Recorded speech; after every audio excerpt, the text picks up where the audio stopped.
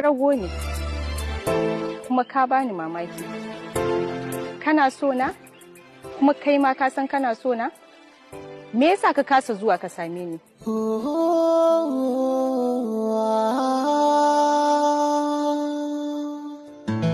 So kake ka cuci kanka? So kake nima ka cuce ni? Na samu me min irin wannan san?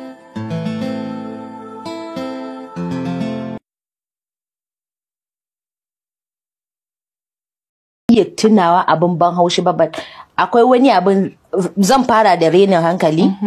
Na yi tafiya, so ina so in sayi abin kunne, so na waya, saboda nawa ya lalace, so sai na zo airport. Da na zo airport sai na je na shiga wani shago suna siyar da irin airport gadgets din waya, so sai na ce ina son daya. Sai wace ma'aikaciyar wurin sai ta kalle ni sai ta ce it's very expensive. To yana da tsada. Sai na kalle ta. Na ji zafi because na san I can afford wannan abin.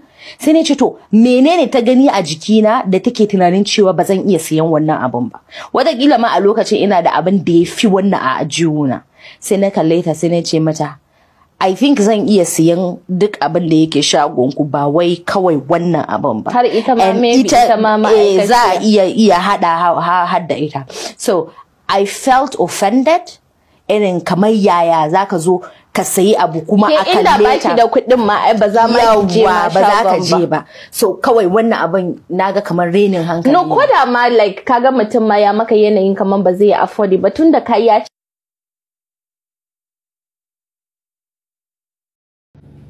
Okay, as I always tell you people, right here, I'm the king of the Kyakkyawar, and this is Alinu.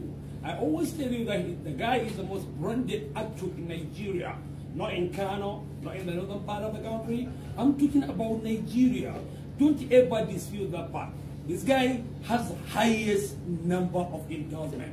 This guy is the brand ambassador of accountable numbers of companies. This guy, millions are rolling into his account, bro. He can do and undo. He's my Alinu. And before I go, come up in the full saba. She ma kuce maulan da ke masa. Ko kuce na zo roƙon mota. To tunda Alina roƙi mota, tunda haka ne. Okay, shi ma maulan ce, shi ma. Yeah, but my fans are real, bro. And if you want to challenge that fact, come out with the evidence. This is the most branded actor, the king of Kyakkyawar. Good fight.